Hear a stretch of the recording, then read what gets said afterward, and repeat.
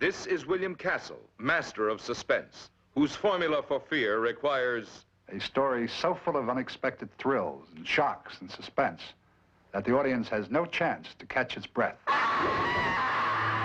This picture vividly depicts gruesome axe murders. It sounded cool. Strait didn't have a gimmick in the classic sense of William Castle gimmicks, but for its time there was some really grisly stuff. With Joan Crawford, you don't need a gimmick. Listen to me! This woman literally dominated that film. There was no question she was the star.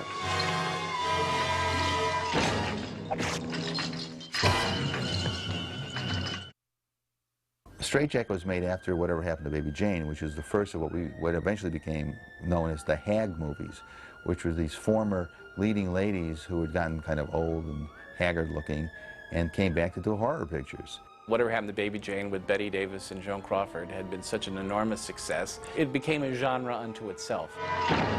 The significance of Whatever Happened to Baby Jane was comparable to what happened when Dynasty came out and all of a sudden women over 40 were sexy and bankable. Just the curiosity of watching a star erode before your very eyes. Who told you about my dreams? Who told you about my nightmares? William Castle saw Baby Jane over 17 times. The trauma it left him with was this overwhelming desire to make an A picture with the writer of Psycho and one of the stars of Baby Jane. This was his dream, and he actually made it happen. This is Robert Bloch, creator of Psycho, who conceives his stories of shock and suspense by thinking like a murderer. Robert was told to create a vehicle for an aging star in which she is an axe murderess.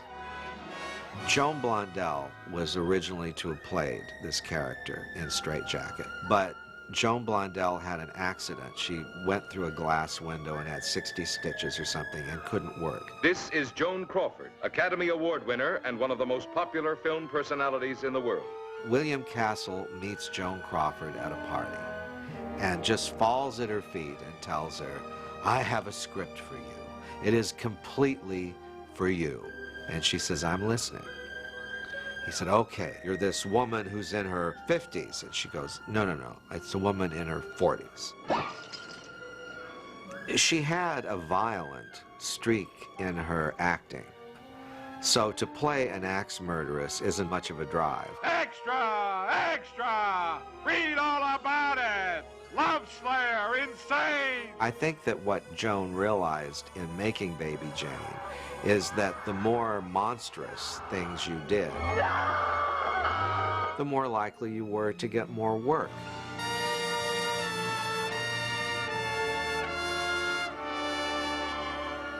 Joan demanded a special dressing room that had to have brandy, 100 proof Smirnoff, beluga caviar. She had to have certain breaks. She picked her cameraman. She had certain lighting. She had script approval, and she had cast approval. If people didn't like it, she didn't work. William Castle did whatever Joan wanted, and he agreed to every single demand. Diane Baker's character was originally played by a younger, more voluptuous, more sexual kind of actress. It wasn't working out. Her timing was off. She wasn't getting it. She wasn't seeing eye to eye, or she wasn't working the way Crawford wanted to work. Joan just went over to Castle and said, "This woman won't do." Joan just walked away, and Diane Baker was chosen. Running away won't solve anything, I know. I've been running away all my life. Diane Baker had appeared with Joan Crawford in Jean Negulesco's The Best of Everything. I don't know who it was that brought my name up, but one of either Bill Castle or Joan Crawford had to be. Mother, what do you think? You looked wonderful. I did feel that Joan was kind to me, and I did feel that she was supportive of me, and she wanted me to do well. Hello? And the next thing I know, I'm getting a call. They're sending you the script, but you have to say yes, you have to start tomorrow. I was brought in fast. It was like somebody wanted me there yesterday. Bill Castle was the person to first greet me. I'm William Castle. And he was adorable. This huge, wonderful, big guy, warm, friendly. You know, when you look at horror movies, they're usually done by the most adorable people. So that's how it remained all the way through the shoot, is he was so friendly. This is Joan Crawford. For shocking suspense, I urge you to see Strait Jacket. We'd all heard of her, naturally. Everybody knew who Joan Crawford was. And it was a kind of exciting around the whole set. Bill just called from the station. They'll be here in a few minutes. She had the limousine that was huge, and it was in the distance, so you watched this huge limousine going around and around and around, and we're all made up and ready on the set waiting, and Crawford arrives.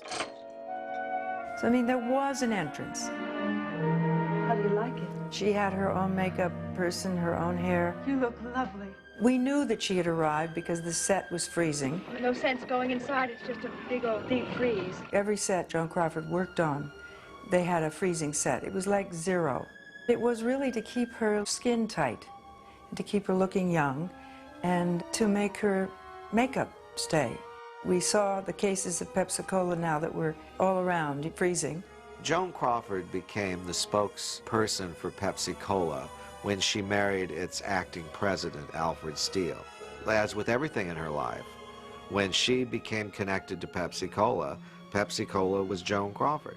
Pepsi was overflowing. Joan had it placed in plain view. What was it, a six-pack?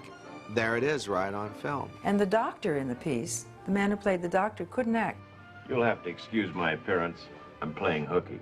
He was really the vice president of Pepsi. I hope I'm not intruding. She had told him that he could have this part.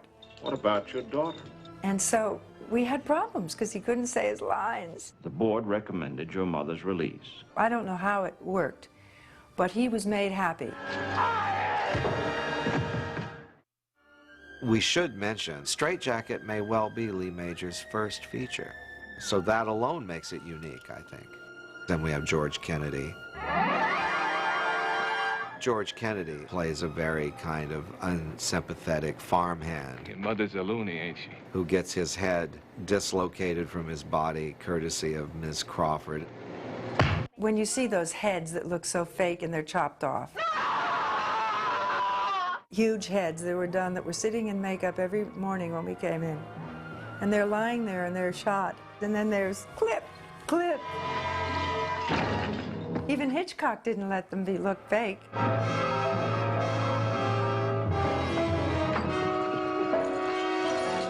What word could I use in lieu of camp? I mean, the way she seduced her daughter's boyfriend, who's like half her age, was wonderful, classic. Really, Mrs. Harvin, I'm just a country boy. And I'm just a country girl. She actually puts her finger in his mouth. You don't have to be so formal with me. Why don't you just call me Lucy? We're all stunned because this has come out of nowhere. I wouldn't like my little girl to think I was trying to take her fellow away from her. I won't say that Strait Jacket is an A picture, but I will tell you this. Joan Crawford gives an A performance. If the public perceives it as a Strait Jacket was a B movie or a horror movie, whether it's Strait Jacket or Mildred Pierce, didn't matter. She gave her best. Joan Crawford is reliving the last 11 pictures from 1951 to the present, where she is a woman in her 60s, being a woman thinking she's 40, and because she's Joan Crawford, you believe it. When I look in the mirror, it's hard for me to believe that 20 years have passed. And I thought she was using lots of stuff in her private life to get out. I was cheated. But she's not going to be. Not my girl, not Carol. I read into it so many things like her children, and I thought of her wanting to have a real life with family. How she must have hated me all those years. It's a tribute to Joan Crawford's talent that she's able to bring a certain amount of pathos to her character. There's a bust that is presented in the film as one that was sculpted by Joan's daughter. You made this? It was a bust that was done of Joan in the 1930s when she was a contract star at MGM. It was very moving because she was really using herself, seeing herself as a beautiful young woman. If her performance were in any other kind of a film, she would have probably gotten an Oscar nomination. Bill treated her with kid gloves because she did try a couple of times to supersede his direction. That scene at the end when she pulls the mask off my face, I was to be the one that it ended on, going nuts. I hate you, I love you, I hate you, I hate you, I hate you. No, I didn't mean When it happened, Crawford was on the set and she watched it. Oh my God, if we leave it at this is too big an ending and I'm not in it. She's now crying, holding on to a pillar on the other side of the front door. I thought, wait a minute, that's not in the script. I don't know what's going on here. Oh, I get it. I've got to be smart enough to understand she did not want to leave me with that scene. She was Joan Crawford, the star, and that's how she wanted everybody to see her. One of the things she constantly said to me was, you never go to the market even unless you're dressed the best you can possibly dress. She wanted to be the lady, and she was wanting to be royalty with almost a tiara type look with the jewels. I am sure that she felt she owed all of this to her public. You got the idea that the public wanted to see you as a movie star, and once you were there, you owed it to those people out there to be your best. Joan Crawford did personal appearances for Strait Jacket, you know. It must have been great fun for her to go everywhere around the country. People, I gather, were screaming and yelling, and there were huge audiences that showed up. Can you imagine what it meant for Joan Crawford to have this resurgence in her career, to have the audience being so excited about her? What would you do? You'd just go out and be Joan Crawford, gracious to everybody that you met. And I think it would be thrilling. That little section of time that she was able to pull that off at her age was enough time to keep that audience that's always been there for her alive, and I'm sure she loved it. I just don't understand how she allowed that strong outward personality, allowed the fragility, the vulnerability, the fear to overcome her near the end. It seems to me that even while we were doing Strait Jacket, that she was also having her drinks before everyone went home. That can cause you to do a lot of things. You don't handle things well. Let me alone! It is ironic that at the last part of her life that she allowed herself to not be her best. We mustn't forget that there's a dark side to every great person. We have to remember that we cannot expect everybody to be perfect. For Castle, it was his crowning moment of having a well-known writer, a great star, and a smash hit. See you later. I think, though, it will be regarded by film buffs mainly for its camp aspects. How do you spend your time? Knitting. I don't think we actually take them seriously today. Well, just remember, we're going to a party, not a funeral. They would probably laugh good-naturedly if they saw Strait Jacket now in the theater. It was an asylum, and it was hell. 20 years of pure hell. I love that laughter because people are there, they're watching it, and they're having fun. And here we are today, talking about it.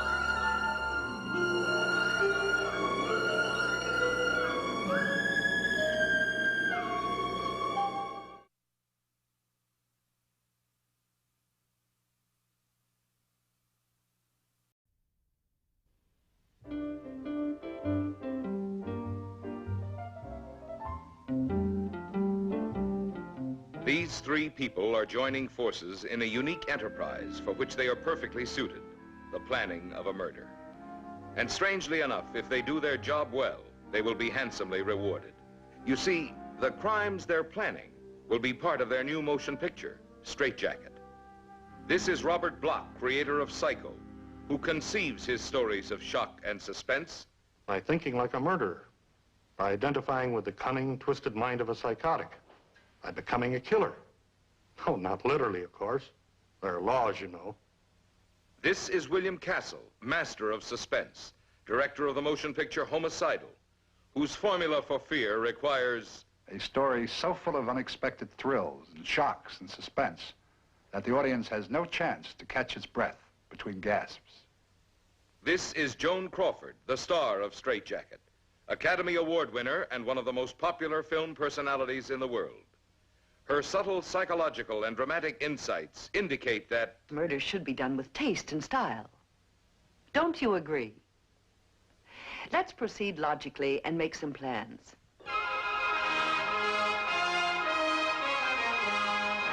First, there's the problem of selecting the place. It should be a spot where murder can be committed without suspicion. How about the countryside? Somewhere far off the beaten track. Look at this desolate farm. A killer would be safe here. No one to spy or snoop. Even murderers are entitled to a little privacy. That windmill grinding away. That could drown out a scream, couldn't it? Now, where can we dispose of the victim's body? I hate untidiness. The barn. And those sheds. Delightful places to store things. There's a hog pen there. Is it true that hogs eat everything? Bob, really? Just a thought. Oh, look, a freezer shed. What an ideal place for putting away, shall we say, cold cuts? Well, we've got the time, the place, and the disposition of the bodies taken care of. Now let's consider selecting the weapon. A revolver. No. That makes noise. A knife. Ordinary, commonplace, and too thin. We need something with body to it. Oh, look, an axe. Remember George Washington and the cherry tree? No noise. One clean blow. That's what I like. Cleanliness. Just the thing. No smart murderer should be without one. Now the final step. The last and most important ingredient in any murder. Selecting the victim. Who shall it be? Would it be bad taste to head off with our star? Ridiculous. It's just not done. Well, there's Uncle Bill and Aunt Emily. Nice, likable people. They own this farm. They trust everyone. It wouldn't be hard to set them up. Shall we take a whack at it? How about their rich neighbors? Raymond Fields is so pompous. It would be great to chop him down to size. And Mrs. Fields. If she knew what we were planning for her, she'd go all to pieces. Their son Michael, an ambitious kid trying to get ahead. Maybe we could get his. What about his fiancée, Carol? A pretty face and a pretty body. It would be a crime to separate them. That's Leo Krause and the Hogs. Krause is the one who needs a haircut. But in the freezer, you'd never be able to tell one from the other. Well, which one shall it be? Why only one? There could be 2 murders. Or 3. Maybe more. Remember, Strait is our picture. So we can plan as many killings as we like. Are you ready, gentlemen?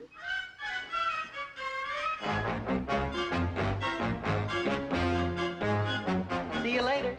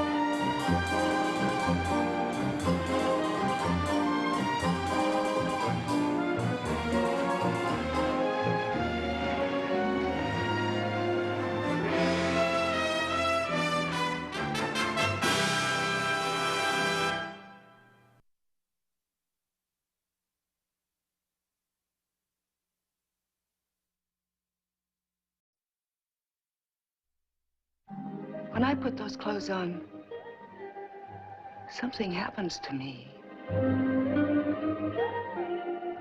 Something frightening.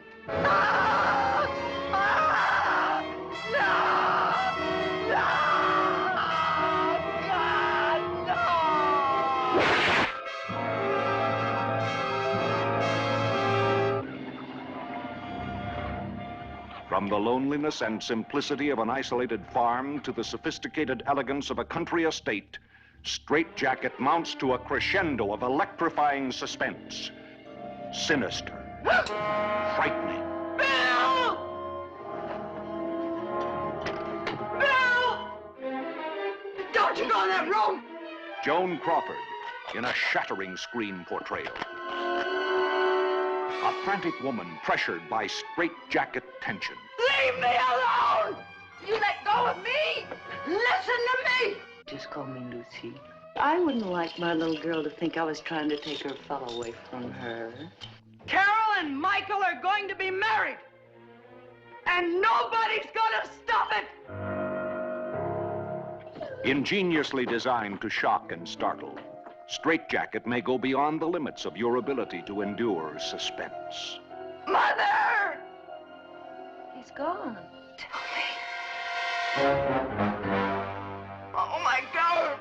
The author of the famed novel Psycho, the director of the widely acclaimed thriller Homicidal, the co-star of Whatever Happened to Baby Jane, join forces to create a frightening classic of shock and suspense.